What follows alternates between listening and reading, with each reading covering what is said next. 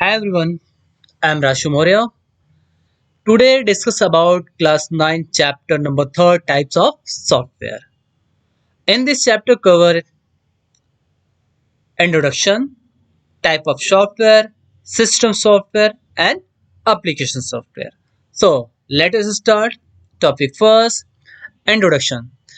The frequency, versatility and processing speed of desktop computer have advanced to such and extend the type of information and processing like child play the machine which are now available. All this become possible because the incredible software and programs that enable computer perform almost any type of task. Means that कि introduction part में कहने का sense ये है कि computer पहले तो दो पार्ट्स में बना हुआ है ना, सॉफ्टवेयर एंड हार्डवेयर। ठीक, तो कंप्यूटर की उसकी प्रोसेसिंग, उसकी क्षमता, उसके विश्वास के अकॉर्डिंग ही आज के दौर में हम लोग उन चीजों का यूज कर रहे हैं। ठीक है, अब कंप्यूटर तो है एक मशीन और सारे लोग मशीन से कुछ ना कुछ करते हो, बहुत सारे लोग मशीन से बहुत कुछ करते हो, लेकिन कंप्यूटर एक ऐसा इस टाइप का मशीन है जो कि सॉफ्टवेयर एंड हार्डवेयर से बन करके वो किसी भी टाइप के टास्क को कंप्लीट कर सकता है ना। तो ये तो क्लियर हो गया। नेक्स्ट वन, अब हम लोग बात करते हैं type of software. Type of software, a computer system consists of hardware and software as proper functioning। तो ये तो हमने बताया कि कंप्यूटर तो फिलहाल तो एक सॉफ्टवेयर एंड हार्डवेयर से बनता हुआ जो कि उसके बाद बनने के बाद बहुत ही प्रॉपरली से वर्क करता है। अब हार्डवेयर एंड सॉफ्टवेयर, हार्डवेयर क्या होता है? Hardware is represent the physical and tangible component of a computer, the component that seen and touch. Means that कि हार्डवेयर क्या होता है? हार्डवेयर एक फिजिकल पार्ट होता है जिसको हम लोग देख सकते हैं, छू सकते हैं, है ना। Software, software represent set up program that govern the operation of a computer system, make the hardware run, है ना। तो कहने का सेंस ये, सॉफ्टवेयर क्या, एक सेटअप प्रोग्राम है जो कि कंप्यूटर हार्डवेयर पे रन करता है और हमारे टास्क को कंप्लीट करता है ना। तो ये भी क्लियर हो गया। नेक्स्ट वन, अब हम लोग बात करते हैं टाइप ऑफ सॉफ्टवेयर। ठीक, तो there are two types of software, system software and application software. चलिए नेक्स्ट वन हम लोग आगे देखते हैं। अब ये देखिए, एक मैंने यहाँ पे ग्राफ दिया हुआ है। ठीक है, अगर इस ग्राफ को आपने समझ लिया तो ये लगभग लगभग पूरा का पूरा चैप्टर कवर। ठीक है, चलिए इसी ग्राफ को पहले समझ लेते हैं ताकि वही चीजें हम लोग बार बार से फिर रिपीट करने वाले हैं। Software, software there are two type software, एक सिस्टम सॉफ्टवेयर, एक एप्लीकेशन सॉफ्टवेयर। सिस्टम सॉफ्टवेयर का देखो, पहले सॉफ्टवेयर के यहाँ पे डेफिनेशन दिया हुआ है, set a program that govern the operation of a computer. Set a program जो कि हमारे कंप्यूटर सिस्टम में सारे ऑपरेशंस को परफॉर्म कर, that is called software.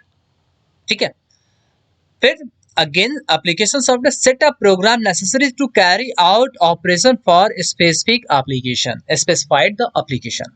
means that क्या, means that कि एक ऐसा प्रोग्राम जो कि ऑपरेशंस या वो वर्क परफॉर्म करता है किसी स्पेसिफिक एप्लीकेशंस पे, है ना, किसी पर्टिकुलर टास्क के अकॉर्डिंग वो परफॉर्म करता है, that is called application software.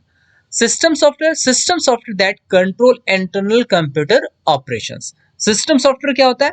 वो कि जो कि हमारे कंप्यूटर सिस्टम में जितने सारे हार्डवेयर लगे हुए होते हैं उस इंटरनल पार्ट को ऑपरेट करने के लिए सिस्टम सॉफ्टवेयर का यूज होता है। ठीक है, application software there are two types, package and customize. ठीक है, and system software there are four types, operating system, language processor, device driver and utility, है ना। चलिए इनको भी थोड़ा थोड़ा यहाँ देख लेते हैं, फिर हम लोग इसको डीपली हम लोग पढ़ने वाले हैं। पैकेज क्या होता है? General utility software, mostly software कि जो general package, what do mean by general, general मतलब जनरल पर्पस से, कि एक ऐसा सॉफ्टवेयर जिसमें चाहे प्रोफेशनली हो, चाहे स्टूडेंट्स हो, चाहे टीचर्स हो, चाहे अदर कोई भी हो, वो सब के सब उस सॉफ्टवेयर से यूटिलाइज करें या उस सब के सब सॉफ्टवेयर को यूज करें। ऐसे सॉफ्टवेयर को यहाँ पे ऐसे सॉफ्टवेयर को हम लोग पैकेज बोलते हैं। और यहाँ पे ऐसी टर्म एंड कंडीशन नहीं होती है कि नहीं आप यूज कर सकते हो, मैं नहीं यूज करता, या मैं यूज कर रहा हूँ तो आप नहीं कर रहे हो, है ना। नेक्स्ट और हम लोग बात करते हैं customize software. Tailor made software according to user need, मतलब कि ये पर्टिकुलर यूजर, मतलब कि जो भी यूज करने वाला है उसको किन चीजों की नीड है, कैसी जरूरत है, उसके अकॉर्डिंग उस सॉफ्टवेयर को डिजाइन किया जाता है, उस सॉफ्टवेयर को डेवलप किया जाता है। नेक्स्ट और हम लोग बात करते हैं सिस्टम सॉफ्टवेयर के बारे में। इसमें operating, it is act as interface between user and hardware. Operating system क्या करता है? ऑपरेटिंग सिस्टम एक टाइप का सिस्टम सॉफ्टवेयर होता है जो कि वो हमारे इंटरनल पार्ट मतलब हार्डवेयर और यूजर के बीच में इंटरेक्ट करता है, मींस दैट एक मीडिएटर की भूमिका निभाता है। Language processor, it is a convert our program into machine language, मतलब कि जो ये लैंग्वेज प्रोसेसर क्या करते हैं कि हमारी भाषा को कन्वर्ट करते हैं मशीन की भाषा में, जिससे मशीन समझ सके उसको करना क्या है। नेक्स्ट वन है device driver, provide interface between OS and hardware. मतलब क्या? डिवाइस ड्राइवर जो हमारे पास अलग से एक्सटर्नल डिवाइस यूज करते हैं, तो उससे वो क्या करता है, वो ऑपरेटिंग सिस्टम को से को बताता है कि ऐसे ही कुछ डिवाइस हैं जो कि आपके साथ जुड़ करके वर्क करना चाहते हैं। तो उस डिवाइस के बारे में बताने के लिए उसका ड्राइवर की जरूरत होती है, और वो ड्राइवर इंस्टॉल करने के बाद हमारे OS means that operating system को पता चल जाता है और हार्डवेयर को भी पता चल जाता है। Next one, utility, perform housekeeping function, virus removal. मतलब एक ऐसा सॉफ्टवेयर, सिस्टम सॉफ्टवेयर ये होता है, एक ऐसा सॉफ्टवेयर जो कि हमारे कंप्यूटर सिस्टम में जितने भी मॉलवेयर और लाइक वायरसेस हैं उनको क्लियर करे और रिमूव करे, जिससे हमारा कंप्यूटर सिस्टम प्रॉपर से वर्क कर सके। ठीक है, तो ये तो पूरा का पूरा मैंने इस ग्राफ के माध्यम से पूरे सिस्टम को, पूरे इस चैप्टर को कवर कर लिया। लेकिन अब हम लोग बात करते हैं वन बाय वन हर एक टॉपिक पे। System software. System software refer to a program that control internal computer operation and make best use of hardware. Yes, है ना। तो मतलब क्या, सिस्टम सॉफ्टवेयर क्या होता है, रेफर करता है ऐसे प्रोग्राम को जो कि हमारे कंप्यूटर सिस्टम के इंटरनल पार्ट में जो भी कुछ हार्डवेयर लगा हुआ है उसके बारे में सारी जानकारी, और उनसे ये कि वो अपना बेस्ट दे सके उसके लिए सिस्टम सॉफ्टवेयर इंस्टॉल किया जाता है, ताकि सारे लोग एक दूसरे से कनेक्ट हो जाए, और कनेक्ट होने के बाद हर हार्डवेयर पार्ट को पता हो जाए कि उनका क्या काम है और उनको कब कॉल किया जा रहा है, उनको कैसे करना है।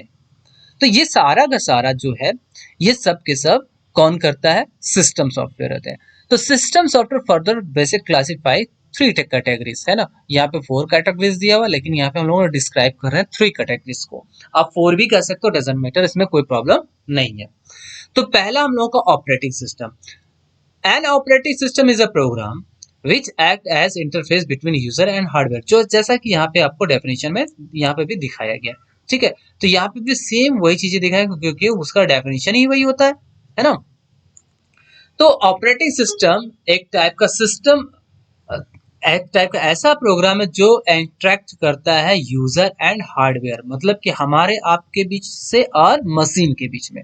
जो हमारी मशीन है और हम है, हम लोग क्या करते हैं, हम लोग हमेशा हाई लैंग्वेज का यूज करते हैं, और मशीन क्या है, वो सिर्फ बाइनरी लैंग्वेज को समझती है। तो इसलिए वो क्या करते हैं, operating system as a mediator की भूमिका निभाते हैं कि हमारी बातों को समझ करके वो मशीन को उसके लैंग्वेज में उनको समझाते हैं कि आपको करना क्या है। तो इनको भी समझाने के लिए, है ना, इनको भी समझाने के लिए वो क्या होता है कि इसमें भी कुछ पार्ट है, ध्यान दीजिएगा। The major component of computer system, देखिए कुछ एक पार्ट यहाँ पे है। एक तो मेजर कंपोनेंट है कि मतलब एक, पहले कंप्यूटर सिस्टम के बारे में इन्होंने बताया कि एक मेजर कंपोनेंट की एक पूरे कंप्यूटर सिस्टम में क्या क्या चीजें यूटिलाइज होती है। पहला तो हार्डवेयर, एक कंप्यूटर को हार्डवेयर की जरूरत होती है। अब उस हार्डवेयर को एक्टिव करने के लिए ऑपरेटिंग सिस्टम की जरूरत होती है। ध्यान दीजिएगा, पहले हार्डवेयर आया, हार्डवेयर को एक्टिव करने के लिए ऑपरेटिंग सिस्टम की जरूरत आई ताकि वो हार्डवेयर और यूजर से दोनों दोनों के बीच में मीडिएटर की भूमिका निभाए और एक दूसरे का सपोर्ट करें।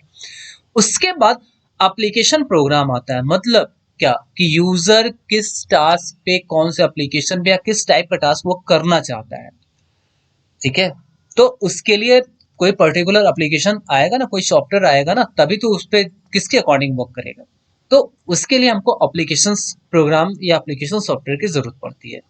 फिर लास्ट में ह्यूमन वेयर और यूजर आता है कि अब यूजर वर्क करे किस पे, एप्लीकेशन पे। एप्लीकेशन से इंटरेक्ट कौन होगा, ऑपरेटिंग सिस्टम होगा। ऑपरेटिंग सिस्टम इनको ऑर्डर देंगे और ये फिर काम करेंगे। तो ये कंपोनेंट्स, 4 कंपोनेंट्स होते हैं किसी components of major components of computer system के। ठीक है, अब हम लोग बात हम लोग ये कर रहे थे ऑपरेटिंग सिस्टम के बारे में कि ऑपरेटिंग सिस्टम क्या करते हैं।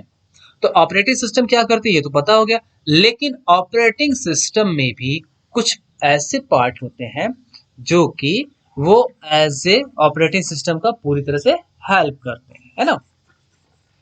चलिए अब हम लोग बात करते हैं, नेक्स्ट हम लोग का टाइप था लैंग्वेज प्रोसेसर।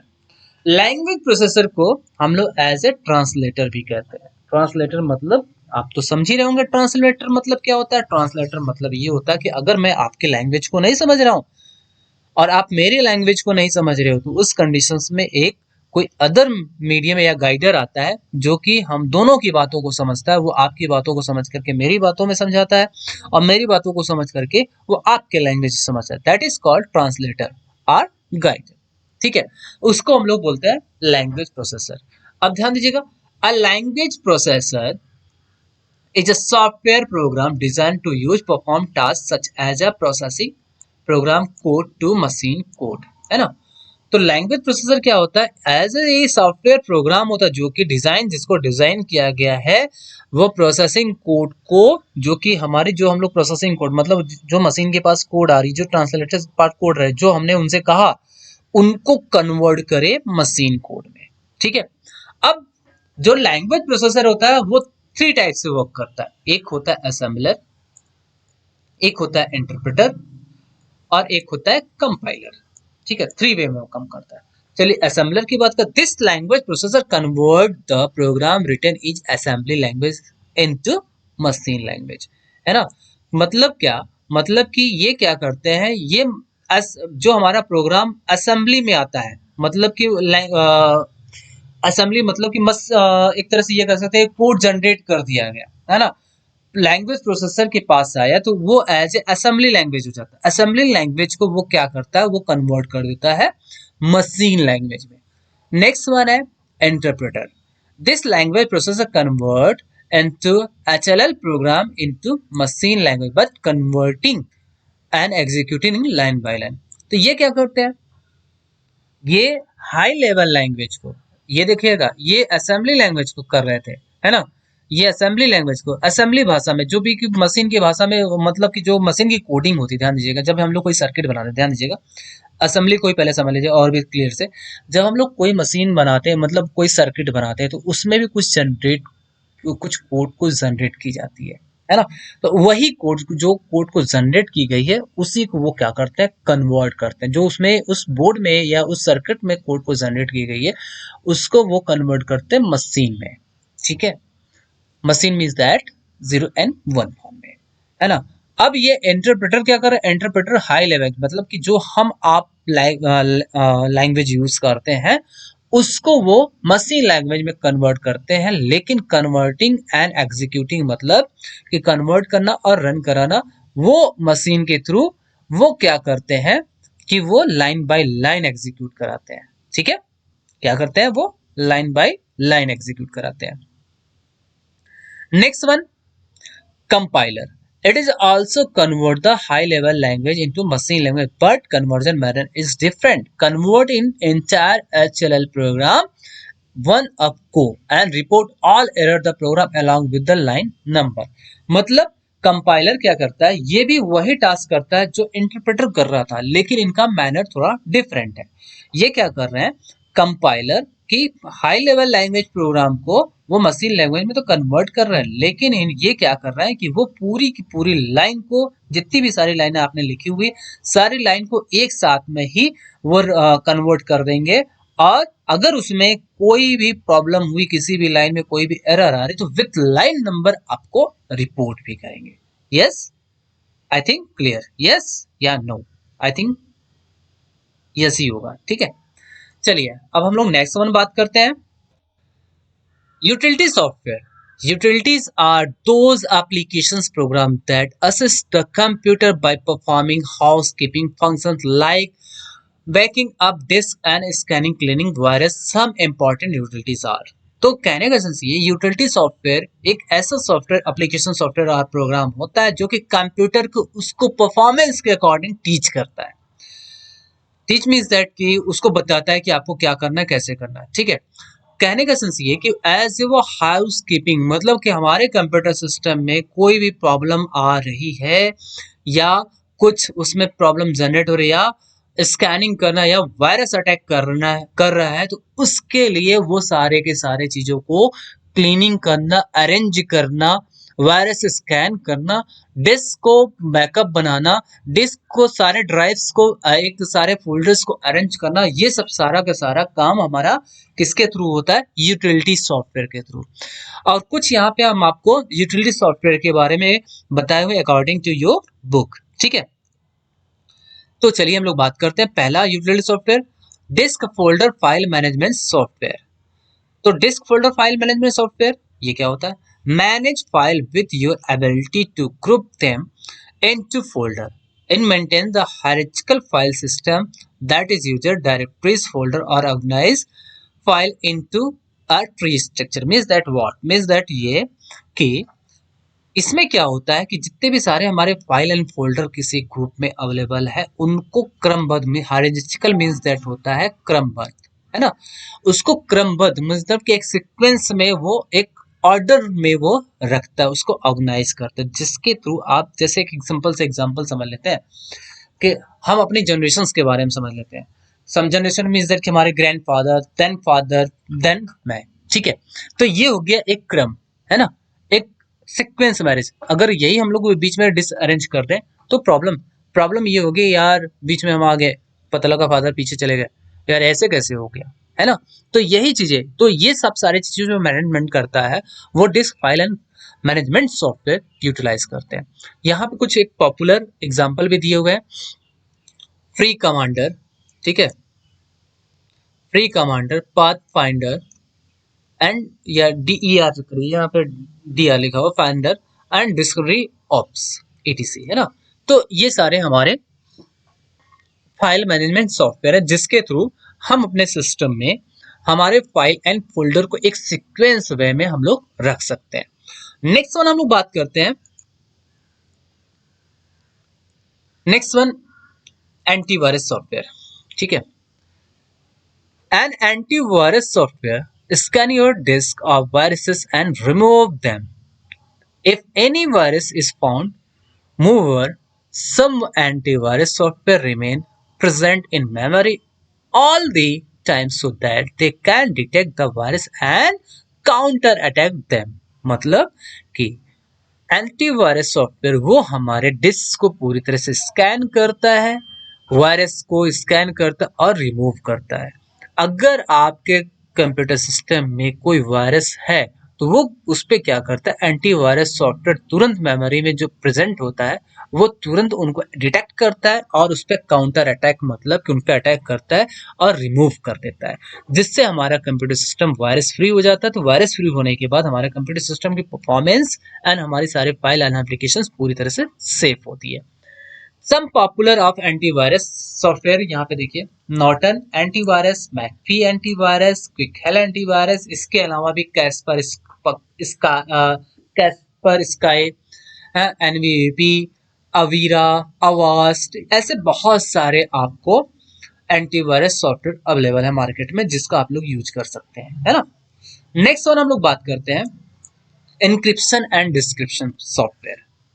ये भी बहुत इंपॉर्टेंट है और ये क्वेश्चन में बहुत ज्यादा पुटअप भी होता है, ध्यान रखिएगा ये topic. Encryptions refer to conversion of electronic data into another form, encrypted form called ciphertext। ठीक है, मतलब कि एनक्रिप्शन क्या होता है?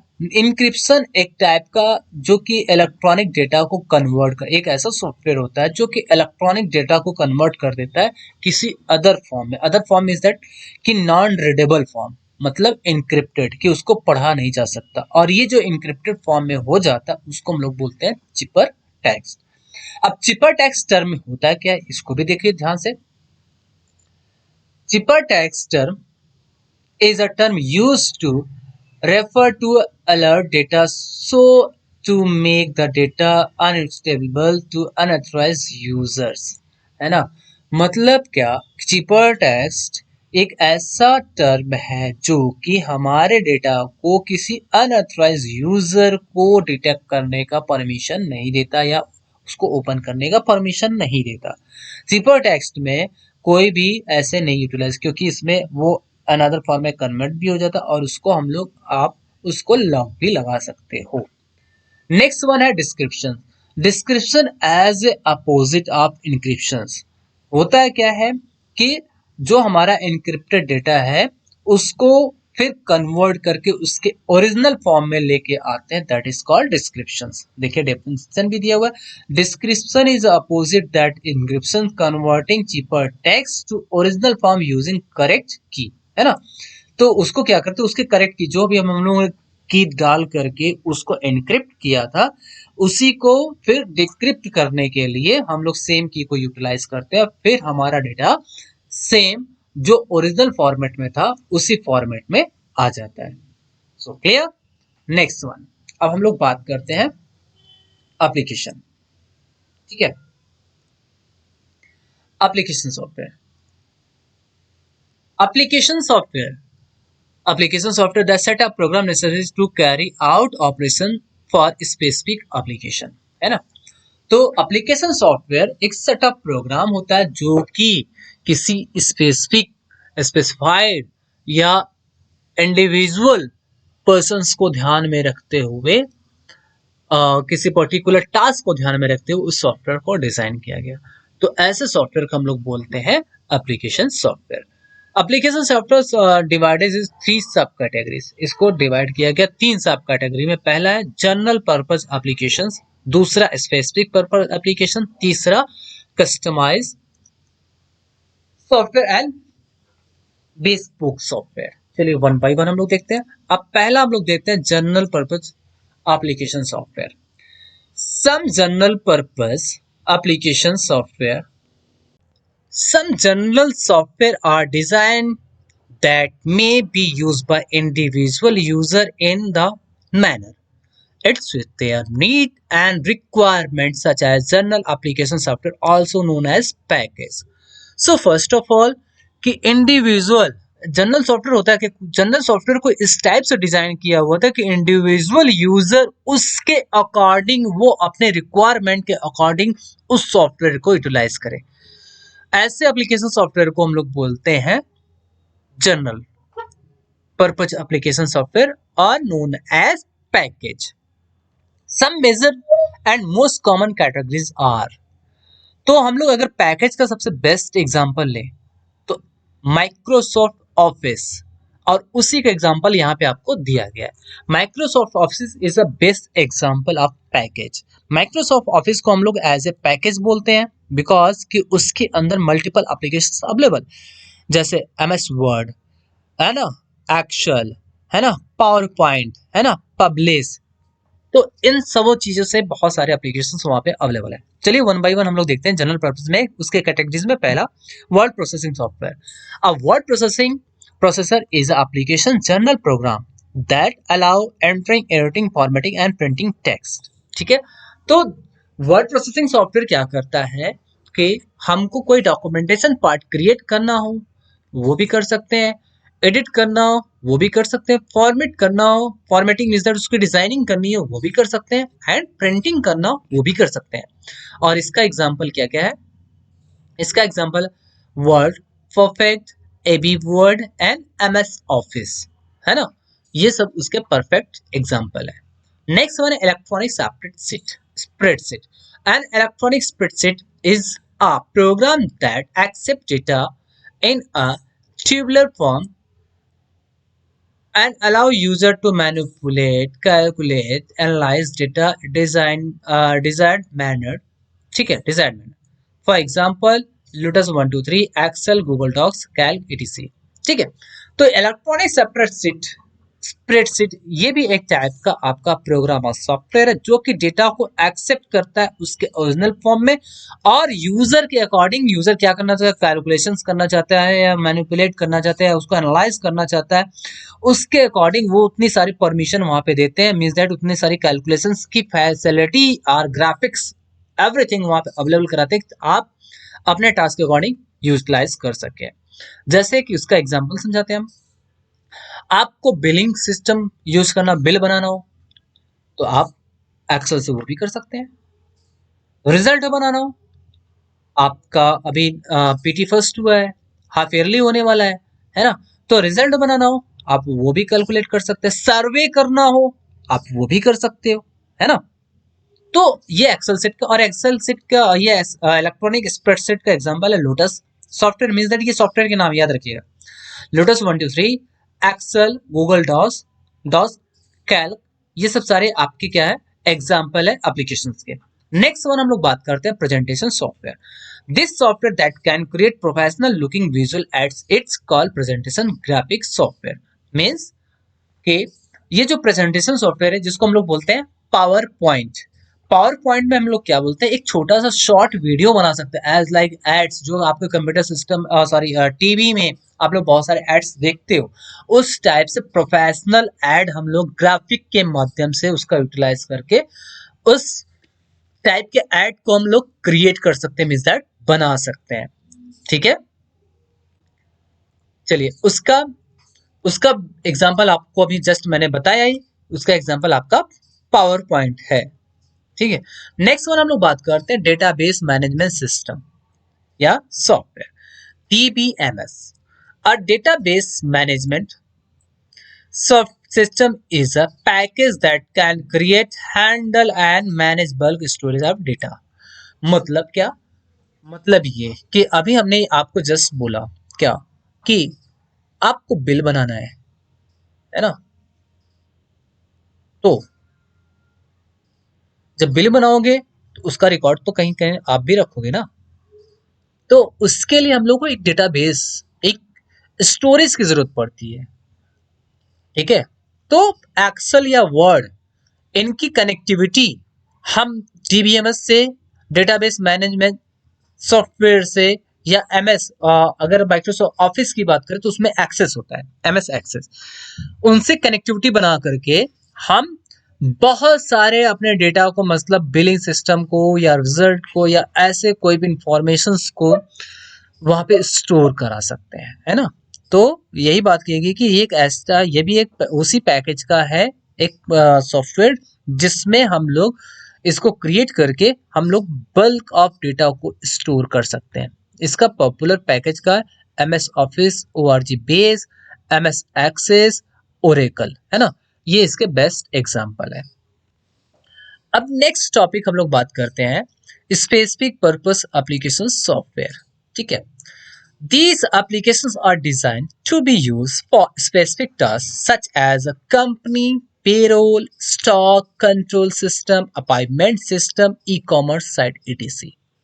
मतलब क्या, मतलब कहने का सेंस ये कि specific purpose applications means that कि एक ऐसा सॉफ्टवेयर एप्लीकेशन या एप्लीकेशन सॉफ्टवेयर, एक ऐसी डिजाइन जो स्पेसिफिक पर्टिकुलर किसी टास्क को ध्यान में रखते हुए डिजाइन किया गया हो या डेवलप किया गया हो, है ना। जैसे एक एग्जांपल यहाँ पे देखो दिया हुआ है, some example of accounting management software.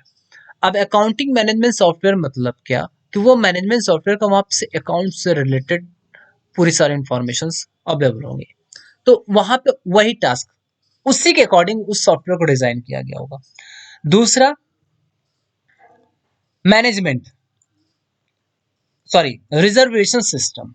अब रिजर्वेशन सिस्टम जैसे रेलवे का, तो रेलवे के रिजर्वेशन सिस्टम में क्या होता है, आप सारे लोग जाते हैं, हम लोग रेलवे की इंक्वायरी कर सकते हैं, मतलब रेलवे से डिपेंडेंट मैक्सिमम सारे के सारे चीज उसके वेबसाइट से यूज कर सकते, उसके अलावा वहां से हम और भी कुछ नहीं कर सकते हैं, है ना। तो ये भी पर्टिकुलर एक ऐसा वेबसाइट है कि जो स्पेसिफिक किसी स्पेशल टास्क को ध्यान में रखते हुए डिजाइन किया गया, लाइक दैट कि कौन से ट्रेन से हमें जानी है, कहाँ तक जाने, उसका किराया कितना, वो कब आ रही है, कब जाएगी, कितना टाइम कंज्यूमिंग लेगा हमारे डेस्टिनेशन प्लेस तक पहुंचने में, है ना। और उसमें सीट अवेलेबल है नहीं है, स्लीपर क्लास है, फर्स्ट क्लास है, एसी है, एवरीथिंग जो भी कुछ हमारा हुआ वो उस टाइप से होगा। उसी तरह आपका एचआर मैनेजमेंट सिस्टम सॉफ्टवेयर, तो एचआर मैनेजमेंट में मतलब क्या, उसमें बहुत सारे एचआर में मतलब कि उसके उनके पास ऐसे होंगे कि जो उनके पास एम्प्लॉय से रिलेटेड होंगे, कौन सा एम्प्लॉय है, किस टाइप का एम्प्लॉय, क्या वर्क कर रहा है, क्या नहीं वर्क कर रहा है, कैसे एम्प्लॉय की हमको जरूरत है, कितने सारे डिपार्टमेंट है उससे। नेक्स्ट वन है inventory control system. Inventory control system में ये ऐसे सॉफ्टवेयर, ये इस टाइप का सॉफ्टवेयर होता है जो कि हमारी संपत्ति है, जो कितना हमारे पास है, कितना हमारे पास गया, कितना हमारे पास बचा हुआ है माल, है ना, तो उससे उससे रिलेटेड एप्लीकेशन हुए तैयार होते हैं। और लास्ट वन है बिलिंग सिस्टम। बिलिंग सिस्टम मतलब क्या कि जो हम लोग बिलिंग जनरेट करते हैं, जैसे हम लोग आप जाते हैं कोई भी चीजें खरीदते हैं तो उसका बिल जनरेट होता है ना, तो वो सिर्फ और सिर्फ बिल वहां से निकालने का, तो वो किस टाइप का दुकान है या किस टाइप का मॉल है, तो उसी टाइप से उनका बिलिंग सिस्टम अवेलेबल होता है। सो आई थिंक ये क्लियर हो गया होगा। स्पेसिफिक पर्सन, फिर से स्पेसिफिक पर्सन मतलब those these types of software so design और डेवलप टू स्पेशल टास्क, है ना, स्पेशल टास्क के लिए उसको डिजाइन और डेवलप किया गया। ठीक, नेक्स्ट और हम लोग बात करते हैं mobile application, a type of application software. Mobile application और type of application, mobile application are a type of application software which और यहाँ पे स्पेलिंग मिस्टेक है, थोड़ा सा आप लोग करेक्ट कर लीजिएगा, इसको आर होगा, specifically design to run on a mobile device. A mobile application also serve a specific purpose. Mobile application is little different from PC desktop application software. ठीक, अब ध्यान देखिएगा, एक तो ये होता है, ये भी स्पेशल है, ये भी टाइप ऑफ स्पेशल है। क्यों स्पेशल है? बिकॉज कि जो मोबाइल एप्लीकेशन सॉफ्टवेयर होते हैं वो स्पेशली डिजाइन होते हैं मोबाइल डिवाइसेस के लिए, कि वहां से हम अगर उस सॉफ्टवेयर को हम अपने लैपटॉप या डेस्कटॉप पे इंस्टॉल करना चाहें तो वो नहीं होगा। क्यों नहीं होगा? क्योंकि वो उसी स्पेशल, उसी ग्राफिक्स या उसी उसी के हार्डवेयर के अकॉर्डिंग उसको डिजाइन और डेवलप किया गया। लेकिन वो बहुत ही थोड़ा डिफर होता है डेस्कटॉप एप्लीकेशन सॉफ्टवेयर और मोबाइल एप्लीकेशन सॉफ्टवेयर में। जैसे एक एग्जांपल समझते हैं कि आप लोग मोबाइल बैंकिंग यूज करो, है ना, तो मोबाइल पे आप मोबाइल बैंकिंग यूज करो और वही लैपटॉप और डेस्कटॉप पे मोबाइल बैंकिंग यूज करो, तो दोनों जगहों पे एप्लीकेशंस सॉफ्टवेयर को इंस्टॉल सॉरी ऑन करिए और देखेंगे तो आपको बहुत ही लिटिल बिट चेंजेस आएगा, अदरवाइज मोस्टली सब कुछ सेम ही आएगा, है ना। तो उसमें जो भी चेंजेस होते हैं वो बहुत लिटिल बिट होते हैं, लेकिन बस उसको दिखाया जाता है कि वो आपका मोबाइल बेस है, बिकॉज के वहाँ पे रेजोल्यूशंस वगैरह सब कुछ कम होते हैं और वो हमारे मोबाइल के अकॉर्डिंग ही चलते हैं। ठीक है, नेक्स्ट वन हम लोग बात करते हैं mobile are available and downloadable from online app collection store such as Apple app store and Google Play store, है ना। तो अभी तो हम लोग अगर पर्टिकुलर अपने किसी लैपटॉप या डेस्कटॉप के बारे में बात करें तो यहाँ से हम लोग गूगल से बहुत सारे चीज़ें सर्च कर लेते हैं और बहुत सारे एप्लीकेशन हमको अवेलेबल हो जाती है। लेकिन मोबाइल के लिए ऐसा नहीं होता कि, और इसके लिए तुमको हमारे पास लैपटॉप डेस्कटॉप के लिए हमारे पास सीडी और डीवीडी भी अवेलेबल होते हैं, वहां से हम लोग परचेस करके इंस्टॉल कर सकते हैं। लेकिन मोबाइल के लिए ऐसा सिस्टम नहीं होता। मोबाइल के लिए उसके ऐप स्टोर से ही हमको डाउनलोड करना पड़ता है। चाहे अगर एप्पल का है तो एप्पल का ऐप स्टोर, गूगल का है तो प्ले स्टोर से हम लोग गूगल प्ले स्टोर से सारे ऐप्स को इंस्टॉल कर सकते हैं। तो सारे ऐप को इंस्टॉल करने का मतलब यहाँ पे देखो मोबाइल ऐप गेमिंग सच, मोबाइल ऐप में ये आपको गेम के लिए एंग्री बर्ड्स दिया हुआ है ना, एंटरटेनमेंट के लिए नेटफ्लिक्स, स्पोटी दिया हुआ है ना। सोशल मीडिया के लिए आपको नेटवर्किंग के लिए फेसबुक, ट्विटर, इंस्टाग्राम, एवरीथिंग दिया हुआ। तो आप इसको मोबाइल पे भी यूज कर सकते हैं और अपने लैपटॉप और डेस्कटॉप पे भी यूज कर सकते हैं, लेकिन आप देखोगे तो बहुत लिटिल बिट डिफरेंट होगा, अदरवाइज मोस्टली सेम होगा। ठीक है। नेक्स्ट वन हम लोग बात करते हैं कस्टमाइज एंड बेस्पोक सॉफ्टवेयर। ये बहुत इंपॉर्टेंट है, यहाँ से बहुत बार क्वेश्चन पुटअप होते हैं। This type of software is tailor-made software according to user requirement. This type of software developed to meet all the requirement by the user is known as tailor-made or bespoke software. मतलब customise और bespoke software सिर्फ और सिर्फ उसी user को ध्यान में रखते हुए बनाया जाता है। जैसे अभी हम लोगों ने इसके पहले हम लोगों ने वो पढ़ा था, क्या दिखाता हूँ आपको, एक सेकेंड। ये देखिए, जनरल पर्पस में हम लोगों ने पढ़ा था। फिर उसके बाद ये स्पेसिफिक पर्पस में हमने आपको बताया था क्या, कि ये किसी पर्टिकुलर टास्क को ध्यान में रखते हुए बनाए गए, है ना। लेकिन लेकिन यहीं पे कस्टमाइज बैकस्पोज सॉफ्टवेयर ये यूजर को ध्यान में रखते हुए बनाए गए कि यूजर क्या चाहता है। वो जैसे हम आप अपने घर को, आप घर तो सारे होते हैं, ध्यान दीजिएगा, घर तो सारे होते हैं। कोई किसी डिजाइन से बनवा रहा है, कोई किसी डिजाइन से, जिसको जैसा समझ में, जैसा जिसकी जमीन है, जैसा जिसकी रिक्वायरमेंट है, उसी के अकॉर्डिंग वो बनवाता है अपना घर। तो उसी तरह से सॉफ्टवेयर है कि जैसी मेरी शॉप है या जैसा मुझे जरूरत है या जैसा मेरा वर्क है, उससे वो लोग डेवलपर उनसे मिलते हैं, उनके टास्क के अकॉर्डिंग उस सॉफ्टवेयर को डेवलप करते हैं। जैसे मुझे अगर सॉफ्टवेयर बनवानी है तो मुझे क्या काम है, वो डेवलपर आएंगे, मेरे से मिलेंगे, हमारे सारे काम के बारे में जानेंगे। जानने के बाद किस टाइप से आप चाहते हो, सारी सोच को ध्यान में रखते हुए फिर वो डेवलप करेंगे, फिर आपको यूज करने के लिए देंगे। तो ऐसे सॉफ्टवेयर को ये हो गया कि वो रिक्वायरमेंट बाय द यूजर, की यूजर के अकॉर्डिंग ही उसको डिजाइन किया गया। ऐसे सॉफ्टवेयर को हम लोग बोलते हैं ट्रेलर मेड और बेस्पोक सॉफ्टवेयर। इनके कुछ एडवांटेज और डिसएडवांटेज है। पहला, the company will get exact software system they that they need. Advantage में ध्यान दीजिएगा कि आपको जो सॉफ्टवेयर, जैसी सॉफ्टवेयर की जरूरत, जैसी आपकी नीड थी, एग्जैक्ट वही सॉफ्टवेयर मिलेगा। ठीक है। दूसरा, the software will work exactly how to want it to work, कि सॉफ्टवेयर वैसे ही वर्क करे जैसा आप वर्क करना चाहते हो, क्योंकि वो आपके वर्क के अकॉर्डिंग तो डिजाइन हुआ है, तभी तो वो उसी टाइप से वर्क करेगा। तीसरा, this software will this software will only have the features that they specifically need in their business, है ना। तो कहने का सेंस ये कि वो सॉफ्टवेयर सिर्फ और सिर्फ वो आपके पूरे बिजनेस को ध्यान में रखते हुए, स्पेशली उस बिजनेस, जिस पर्पस से आपने सॉफ्टवेयर को बनवाया, उसी बिजनेस, उसी पर्पस के अकॉर्डिंग वो सॉफ्टवेयर डिजाइन किया गया। अब डिसएडवांटेज को ध्यान दीजिएगा। It take a long time to develop such a system between a few month to year, है ना। तो डिसएडवांटेज ये भी है कि उसमें टाइम लगता है, कि जैसे आपकी रिक्वायरमेंट हो उसके अकॉर्डिंग वो बन रहा है, नहीं बन रहा है, कितना टाइम लग रहा है। ठीक है। दूसरा, it cost great deal money to develop such a system. ठीक, तो उसमें पैसा भी ज्यादा लगता है। जब आप अपने टास्क के अकॉर्डिंग किसी सॉफ्टवेयर को डेवलप करवाओगे तो वो उस टास्क के अकॉर्डिंग उसमें पैसा भी लगता है ना। उसमें तो कॉस्टिंग ज्यादा आ जाती है।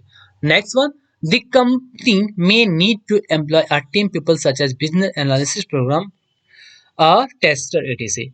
इसमें कंपनीज को भी बहुत सारा एम्प्लॉयज की जरूरत होती है। एम्प्लॉयज की जरूरत ये होती है कंपनीज को, ये देखिए लॉसेस हैं, बिकॉज कि उसको पैसा क्यों ज्यादा बढ़ रहा है, क्योंकि उसके पास भी तो एम्प्लॉय बढ़ रहे हैं। जैसे बिजनेस एनालिस्ट, तो वो क्या करेंगे कि वो आपके ये जो डिपार्टमेंट है वो एक ग्राफ तैयार करता है, आपसे मिलता है, आपसे मिलने के बाद, आपके मिलने के बाद पूरी प्रोसेस जानता है कि उसको क्या क्या चीजें चाहिए और आगे फ्यूचर में उनको क्या चाहिए होगा, जो कि यूजर बता नहीं पाते, क्योंकि यूजर उतनी नॉलेजेबल, उसके उसके पास उतनी नॉलेज नहीं होती कि वो उन चीजों को बता सके। तो इसके लिए उसके स्पेशलिस्ट बैठे हुए होते हैं, उनको बताते हैं कि हाँ आपको इस वर्क में या इस शॉप पे ऐसे ऐसे चीजों की भी जरूरत पड़ेगी। दूसरा, प्रोग्रामर। अब वो जब उनको एक ग्राफ मिल गया उसी के अकॉर्डिंग वो उसकी प्रोग्रामिंग करेंगे। और तीसरा टेस्टर, मतलब कि जब वो हमारा सॉफ्टवेयर तैयार हो गया तो उसको टेस्ट करने के लिए क्या वो प्रॉपर से वर्क कर रहा है नहीं कर रहा है, या उस एरर ढूंढने की कोशिश करेंगे, उसको बोलते हैं tester. Next one, there will be little in way of user support and online help. ठीक है, तो यहाँ पे आपको हमेशा ऑनलाइन या ऑफलाइन माध्यम से आपको यहाँ से यूटिलाइज करना पड़ता है, आपको चेक करना पड़ता है ना।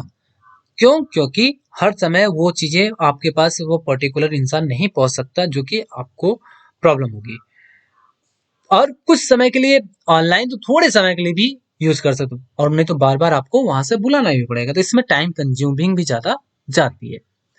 They cannot be directly install other user workplace as the requirement may vary। तो आप इसको डायरेक्टली किसी अदर वर्क प्लेस पे इंस्टॉल नहीं कर सकते, या आप अपने रिक्वायरमेंट के हिसाब से उसको चेंज नहीं कर सकते। डायरेक्टली हमेशा आपको उस डेवलपर या ऐसे इंजीनियर्स की जरूरत पड़ेगी, तभी वो आप कर सकते हैं, अदरवाइज नहीं कर सकते। ठीक है, सो आई होप कि मेरी सारी बातें आपको क्लियर हो गई होंगी, और ये चैप्टर हो गया फिनिश। हम लोग नेक्स्ट चैप्टर में अब नेक्स्ट वीडियो में मिलेंगे, और उम्मीद करता हूँ कि आप लोग इस वीडियो से अपने नोट्स को भी कंप्लीट कर सकते हो। यहाँ पे आपको पूरा का पूरा हमने एक उस चैप्टर से रिलेटेड नोट्स भी दे दिया हुआ है। और इफ एनी कंफ्यूजन, सो आप लोग डायरेक्टली मुझे कॉल या मैसेज से पूछ सकते हैं। और आई होप कि अगर आप लोग कंसंट्रेट होके इस वीडियो को ध्यान से सुनेंगे और देखेंगे तो मुझे नहीं लगता कि कोई प्रॉब्लम आने वाली है। बट अगर आती भी है तो डोंट वरी, आप मुझे डायरेक्टली कॉल या मैसेज कर लीजिएगा। सो मिलते हैं नेक्स्ट वीडियो में। Thank you for watching.